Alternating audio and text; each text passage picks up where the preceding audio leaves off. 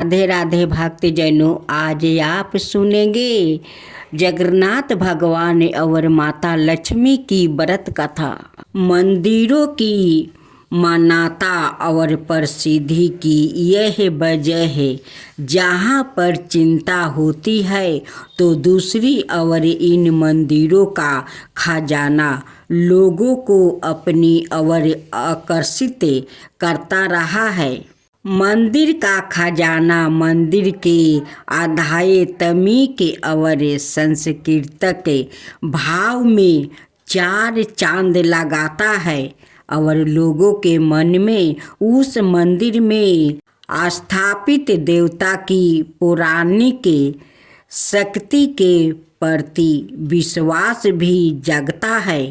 पुरी के जगन्नाथ धाम का रत्न भंडार इस वक्त चर्चा में है। वजह है तकरीबन 46 साल बाद इसे खोला जाना। इसके खुलने के साथ ही वो कहानियाँ किंवदंतियाँ भी चर्चा की गई है, जो पुरी के पौराणिक इतिहास में सदियों से दर्ज है। 18 पुराणों में से एक हरिवंश पुराण में भगवान विष्णु का एक जगन्नाथ नाम भी मिलता है। वही भगवत कथा में श्री कृष्णा को जगन्नाथ नाम से पुकारा गया है। श्री कृष्णा विष्णु के 8वें अवतार है और इस अवतार में उन्हें कई जगहों पर पुराने पुरुष और पुराने ब्रह्म तक का दर्ज मिला है। पौराणिक आख्यानों में जगन्नाथ धाम के तारे द्वापर युग के कृष्णा अवतार से ही जोड़े जाते हैं। लिहाजा 12वीं सदी के गाथा इतिहास वाले इस मंदिर में मौजूद देव प्रतिमाओं को महाविष्णु का ही स्वरूप माना जाता है। नारद पुराण में पुरी को श्री क्षेत्र, पुरुषोत्तम क्षेत्र और धरती पर मौजूद वैकुंठ कहा गया है। इस नाते भी इस मंदिर की व्याख्या न सिर्फ आध्यात्मिक है बल्कि या अकूत धन संपदा वाली भी है। श्री का एक अर्थ लक्ष्मी होता है और श्री क्षेत्र यानी लक्ष्मी का क्षेत्र। ऐसे में मंदिर में अंकुत संपदा वाले रत्न भंडार के मौजूद होने और उसमें तमाम सोने चांदी के आभूषण, सोने की मोहरे, बर्तन, हीरा जवाहरात के होने की मान्यता का आधार मिलता है। पुरी धाम को श्री क्षेत्र क्यों कहा गया है, इसके पीछे भी एक किंवदंती प्रचलित है। माना जाता है कि जिस तरह महादेव शिव के 12 ज्योतिर्लिंग देश भर में मौजूद है, ठीक उसी तरह चारों दिशाओं में 4 विष्णु भगवान विष्णु धाम भी स्थापित है। भगवान विष्णु बद्रीनाथ में स्नान करते हैं, द्वारिका में वस्तु पहनाते हैं, पुरी धाम में भोजन करते हैं और रामेश्वरम में रात्रि शयन करते हैं। 4 धाम की इस परंपरा को आदि शंकराचार्य के समय पर मान्यता मिली, जब उन्होंने संतान संस्कृति को फिर से स्थापित किया। अब दूसरी कथा है कि एक बार देवी लक्ष्मी शिव पार्वती के समान ही धरती पर अपना निवास बनाने की इच्छा जताती है। इसके साथ ही उन्होंने भगवान विष्णु को खुद भोजन बनाकर भोग लगाने की इच्छा भी प्रकट की। तब भगवान विष्णु ने समय आने पर उनकी इच्छा पूरी करने का वचन दिया। द्वार पर योग में अंत में वो समय भी आ गया जब श्री कृष्णा ने देह को त्यागी, तो उसी के साथ पुरी के जगन्नाथ धाम के स्थापित होने की पट गाथा लिखी जाने लगी थी। एक अवर गाथा में कहा जाता है कि एक बार जब ऋषि दुर्वासा के श्राप के कारण तीनों लोकों का वैभव लक्ष्मी सागर में समा गई, तो इसी सागर से लक्ष्मी फिर से प्रकट हुई और यही उनका भगवान विष्णु से दोबारा मिलन हुआ, क्योंकि लक्ष्मी ने वरण पुरुषों में सबसे उत्तम भगवान विष्णु का वरण किया था। इसलिए यह क्षेत्र पुरुषोत्तम कहलाया और श्री यानी लक्ष्मी के यहाँ प्रकट होने के कारण इसे श्री क्षेत्र कहा जाता है। देवी लक्ष्मी यहाँ अपने संपूर्ण वैभव के साथ विराजमान है। इसके अलावा वो श्री मंदिर की स्वामिनी मालकिन भी है, जिसका एक स्वरूप यह अस्तित्व रत्न भंडार के रूप में सामने आता है। जगन्नाथ धाम में रत्न भंडार से जोड़ी एक लोक गाथा भी प्रचलित है। यह गाथा वैसे तो यह स्थापित करती है कि भगवान के लिए सब बराबर है, जन्म और जाति से कोई बारा छोटा नहीं है, लेकिन इस गाथा में रत्न भंडार का जिगर एक खास किरदार की तरह का होता है। यह कहानी पुरी में रहने वाली और जाति से नियम मानी जाने वाली सीरिया की है। पुरी में नियम जाति की महिला सीरिया रहती थी। धन से गरीब पर संकल्प की ध्यानी और महिला देवी लक्ष्मी की उपासक थी और जगन्नाथ जी के पड़ोस ही जीवन यापन कर रही थी।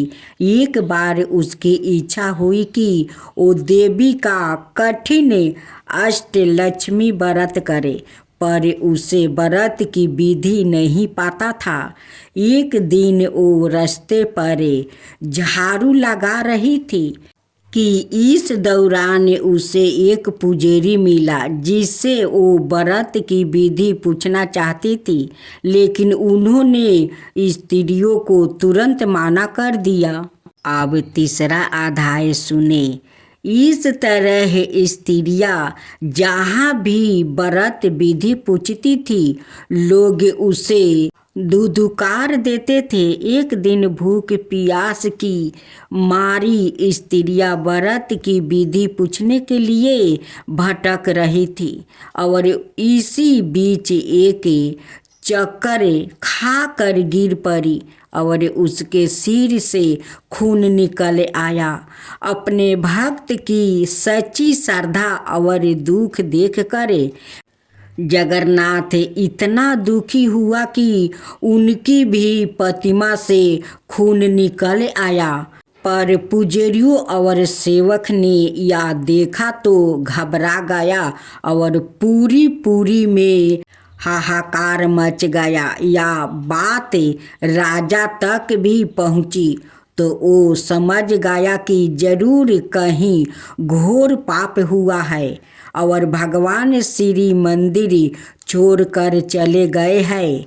ऐसे में राजा ने तुरंत सिंहासन त्याग दिया और उस पापी के खोज में चल पड़ा, जिसके कारण मंदिर से भगवान चले गए। उधर भगवान के आदेश पर नारद मुनि ने संत का भेष बनाया और स्त्री के घर उसे व्रत विधि समझाने पहुँचे। उन्होंने कहा कि भक्ति सच्ची हो तो किसी कठिन व्रत की जरूरत नहीं होती। तुम सच्चे मन से भजन करो, आस पास को साफ रखो, घर को लीप पोत कर सुंदर बना लो, सबसे प्रेम से बोलो। जो ऐसा करता है देवी लक्ष्मी उस पर प्रसन्न रहती है। फिर तो तुम केवल दिन भर व्रत रख कर शाम को खीर बनाकर उन्हें भोग लगाओ, आरती करो और प्रसाद बांटो। देवी तुम्हारे घर चल कर आएगी। उस स्त्री ने ऐसा ही किया। शाम को वो जब आरती कर रही थी तो एक महिला घूंघटा किए हुए उसके घर पहुंची।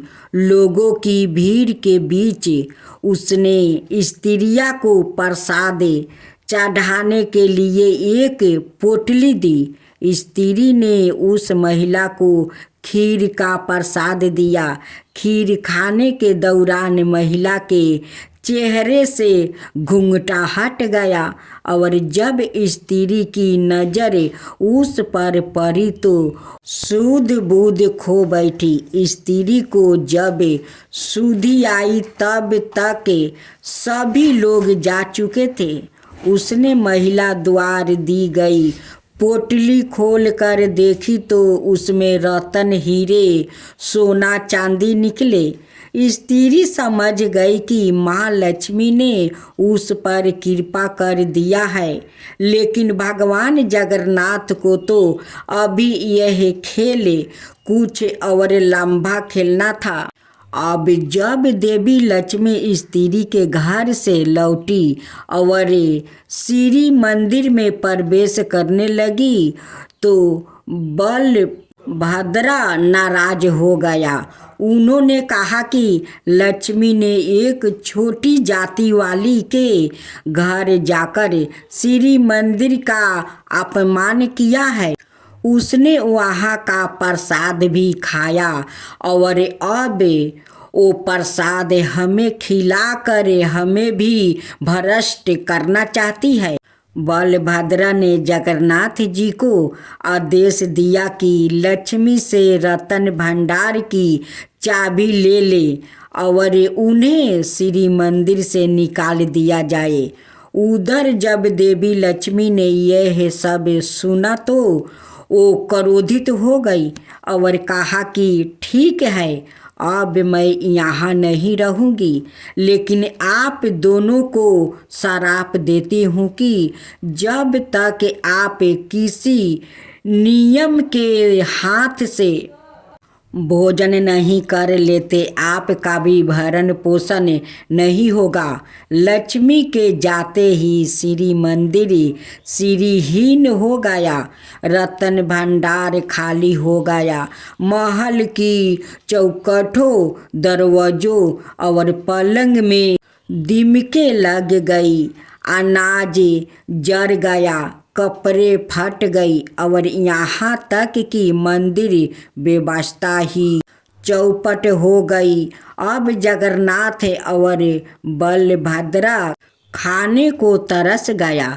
जब बलभद्र को भूख सताने लगी तो उन्होंने भेष बदल कर भिक्षा मांगने लगा। अब चौथा अध्याय सुने। अब दोनों भाई जहाँ भी भीख मांगने जाते तो वहाँ कुछ अनिष्ट हो जाता।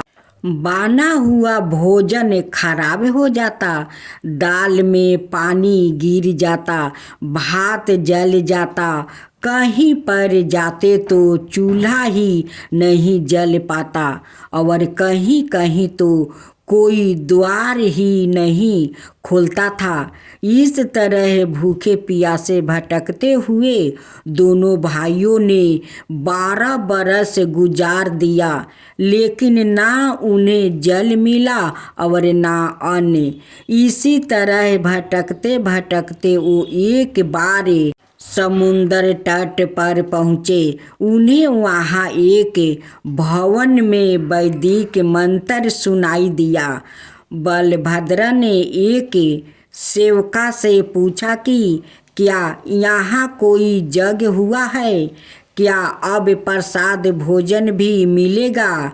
भिक्षा भी अच्छी मिलेगी ना? बलभद्रा के इतने सवाल सुनकर सेवक ने कहा कि आज हमारी स्वामिनी की 12 बरस से चली आ रही तपस्या के पूरे होने के दिन है। इसके बाद वो जरूर आपके भंडारे खिलाएगी, लेकिन हमारी स्वामिनी तो नीच कुल की है। क्या आप भोजन करेंगे? इस पर बलभद्र ने कहा कि नहीं, हम अछूतों का नहीं खाते हैं।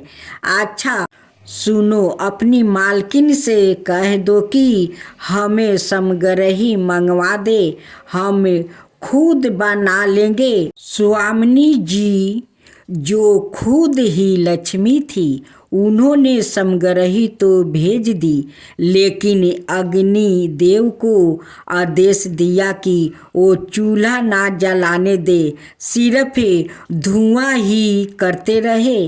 अब बलभद्रा जो कि सोच के बैठे थे कि आग जलेगा, खिचड़ी बनेगा और गरम गरम खाएंगे, वो चूल्हा ना जलने पाने से इतना झलाया कि चूल्हा मटकी सभी कुछ फोड़ दिया और जगन्नाथ जी से कहा कि जगन, भोजन में क्या छोटा क्या बड़ा, मैं तो कहता हूँ कि भोजन कर लेते हैं, ऐसे तो मैं भूखा मारा जाऊंगा। इसके बाद जगन्नाथ और बलभद्रा लक्ष्मी के घर पहुँचे और वहाँ उन्होंने भोजन करते हुए पहचान लिया कि यह लक्ष्मी ही है।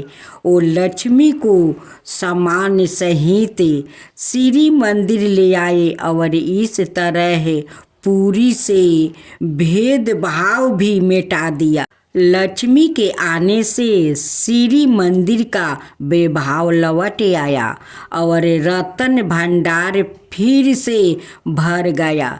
इसी तरह एक बार जगन्नाथ भगवान ने अपने उस भक्त की सहायता रत्न भंडार से की जो उन्हें मित्र मानता था। एक बार जब वो पूरी आया तो उसे कुछ खाने को नहीं मिला। तब जगन्नाथ भगवान रात में सोने की थाली में उसके लिए भोजन लगवा कर ले गया और थाली वही छोड़ आया। उधर रत्न भंडार से भगवान के भोग की थाली गायब हुई तो उसकी खोज शुरू हुई। सैनिकों को यह थाली उसी भक्त के पास मिली जिसे भगवान भोजन खिलाने गए थे। सैनिकों ने उसे चोर समझा और जेल में डाल दिया। वो कहता रह गया कि यह थाली मैंने नहीं चुराई, भगवान ने खुद दी है। लेकिन उसकी बात बिल्कुल नहीं सुनी गई। रात में जगन्नाथ जी राजा के सपने में आए और उसे सारी बात बताकर कहा कि मेरे भक्त को सम्मान सहित आज़ाद करो और उसके भरण पोषण का इंतजाम करो। राजा ने भगवान का आदेश मानकर भक्त को आज़ाद कर दिया और उन्हें पगड़ी बांधकर सम्मान सहित राज्य में आश्रय दिया। इस तरह जगन्नाथ मंदिर की कथा और हर किंवदंती में रतन भंडारे किरदार की तरह शामिल मिल गया। रतन भंडार के इतिहास की बात करें तो इसकी मौजूदगी मंदिर के निर्माण के समान से ही है। जगन्नाथ मंदिर की कथाओं में दो राजाओं इंद्रद्युम्न और राजा गालू माधवा का जिक्र कई बार होता है। कहते हैं कि रतन भंडारे राजा इंद्रद्युम्न का ही शाही खजाना था, जिसे उन्होंने लोक कल्याण के लिए भगवान नीलमाधवा पर निछावर कर दिया था। तब देवी लक्ष्मी ने उन्हें वरदान दिया था कि वो सवाए इस क्षेत्र में निवास करेगी और उनकी कृपा से रतन भंडार कभी खाली नहीं होगा। इस भंडार के बारे में और विस्तार से देखो तो रतन भंडार के दो कक्ष है। भीतर भंडार आंतरिक खजाना और बाहरी भंडार बाहरी खजाना। ओडिशा मैगजीन राज्य सरकार द्वारा प्रकाशित पत्रिका के अनुसार राजा अनुगा भीमदेव ने भगवान जगन्नाथ के आभूषण तैयार करने के लिए बहुत बड़ी मात्रा में सोना दान किया था। बाहरी खजाना में भगवान जगन्नाथ के सोने से बने मुटु के सोने के 3 हार हरिंदा कुंदी माली है, जिनमें से प्रत्येक का वजन 120 तोला है। रिपोर्ट में भगवान जगन्नाथ और बलभद्रा के सोने से बने श्री भुजा और श्री पैर का भी उल्लेख किया गया है। इसके मुताबिक आंतरिक खजाने में सोने 74 आभूषणों है, जिनमें से प्रत्येक वजन 100 तोला से अधिक है। सोने, हीरे, मूंगा और मोतियों से बनी प्लेट है। इसके अलावा 140 से ज़्यादा चांदी के आभूषण भी खजाने में रखे हुए हैं। भगवान जगन्नाथ की निधि होने के कारण पूरी मंदिर के रतन भंडार को लेकर भक्तों में भी गहरी आस्था का भाव है। यह रतन भंडार भगवान जगन्नाथ को चढ़ाया गया है। बहुमूल्य सोने और हीरे के आभूषण का घर। अब सुने 5वां अध्याय। हर 3 वर्ष में रतन भंडार को खोलकर उसके अंदर रखे आभूषणों और अन्य जेवरातों की जांच करने का नियम है। ओडिशा सरकार की अनुमति के बाद ही इसके खोला जा सकता है, लेकिन बीते 46 वर्षों से इस प्रक्रिया का पालन नहीं हो सकता था।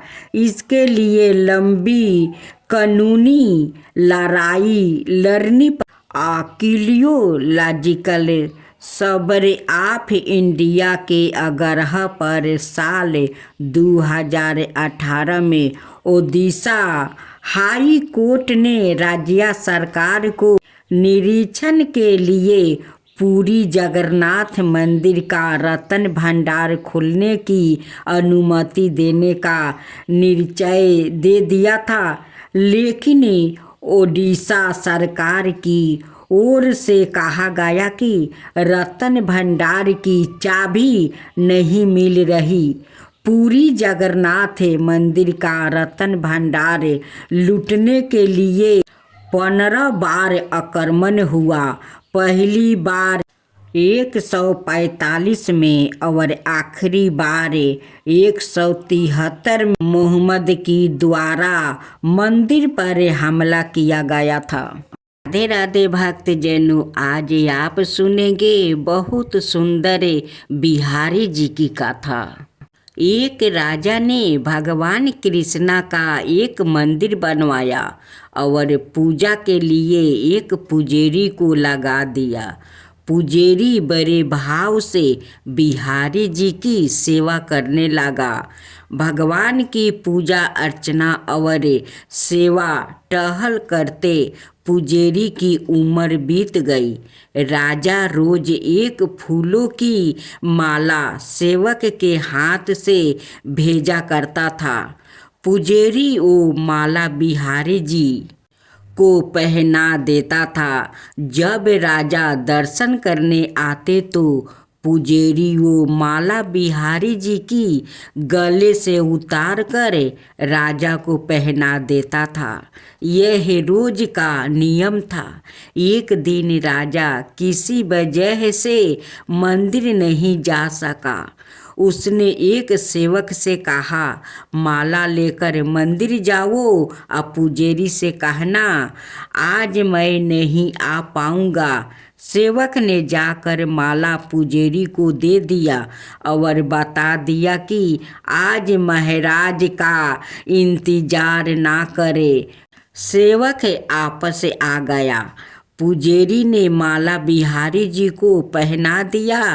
फिर उन्हें विचार आया कि आज तक मैं अपने बिहारी जी की चढ़ाए माला राजा को ही पहनाता रहा। कभी यह सौभाग्य मुझे नहीं मिला। जीवन का कोई भरोसा नहीं, कब रूठ जाए। आज मेरे प्रभु ने मुझ पर बड़ी कृपा की है। राजा आज आएंगे नहीं तो क्यों ना माला मैं पहन लूं। यह सोचकर पुजेरी ने बिहारी जी की गले से माला उतार कर सवाए पहन लिया। इतने में सेवक आया और उसने बताया कि राजा की सवारी बस मंदिर में पहुंचने ही वाला है। यह सुनकर पुजेरी कांप गया। उन्होंने सोचा अगर राजा ने माला मेरे गले में देख लिया तो मुझ पर क्रोधित होंगे। इस भय से उन्होंने अपने गले से माला उतार कर बिहारी जी को फिर से पहना दिया। जैसे ही राजा दर्शन को आया तो पुजेरी ने नियम अनुसार फिर से वो माला उतार कर राजा के गले में पहना दिया। माला पहन रहे थे तभी राजा को माला में एक सफ़ेद बाल दिखाई दिया। राजा को सारा माजरा समझ गया कि पुजेरी ने माला सवाए पहन ली थी और फिर निकाल कर वापस डाल दिया होगा। पुजेरी ऐसा छल करता है। यह सोचकर राजा को बहुत गुस्सा आया। उसने पुजेरी जी से पूछा, पुजेरी जी यह सफ़ेद बाल किसका है। पुजेरी को लगा कि अगर सच बोलता हूँ तो राजा दंड देंगे।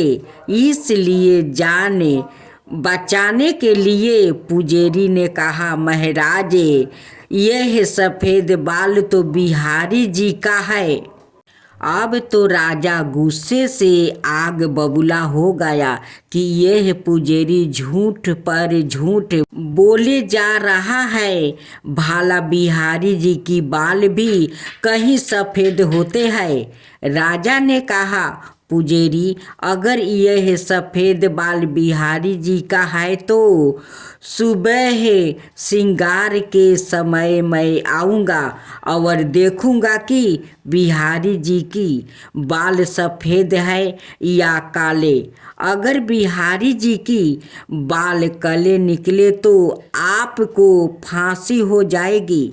राजा हुक्म सुनाकर चला गया। अब पुजारी रो कर बिहारी जी से विनती करने लगा, प्रभु मैं जानता हूँ आपके सम्मुख मैंने झूठ बोलने का अपराध किया है। आपने गले में डाली माला पुण्य आपको पहना दिया। आपकी सेवा करते करते वृद्धा हो गया। यह लालसा ही रही कि कभी आपको चढ़ी माला पहनने का सौभाग्य मिले। इसी लोभ में यह सब अपराध हुआ।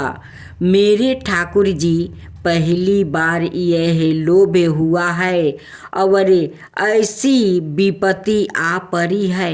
मेरे नाथ अब नहीं होगा ऐसा अपराध, अब आप ही बचाइए, नहीं तो कल सुबह मुझे फांसी पर चढ़ा दिया जाएगा।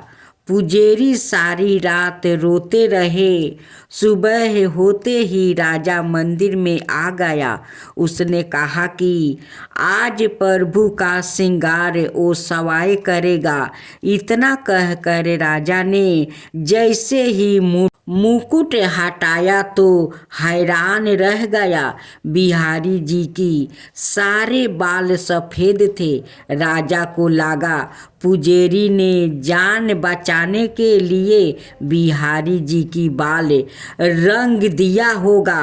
गुस्से से तमतमाते हुए उसने बाल की जांच करनी चाहिए, बाल असली है या नकली। अब समझने के लिए उसने जैसे ही बिहारी जी की बाल तोड़े, बिहारी जी की सिर से खून की धारा बहने लगी। राजा ने प्रभु के चरणों पकड़ लिया और क्षमा मांगने लगा। बिहारी जी की मूर्ति से आवाज आई, राजा तुमने आज तक मुझे केवल मूर्ति ही समझा, इसलिए आज से मैं तुम्हारे लिए मूर्ति ही हूँ। पुजारी जी मुझे साक्षात भगवान समझते हैं। उनकी श्रद्धा की लाज रखने के लिए आज मुझे अपने बाल सफ़ेद करने पड़े। वो रक्त की धारा भी बहनी पड़ी। तुझे समझने के लिए यह कहानी किसी पुराण से तो नहीं है, लेकिन इसका किसी पुराण की कथा से कम नहीं है। कहते हैं समझो तो देव नहीं तो पत्थर, श्रद्धा हो तो उन्हीं पत्थरों में भगवान संपन्न होकर भक्त से मिलने आ जाएंगे। तो देर किस बात की, चले ईश्वर की ओर। बोलो राधे राधे।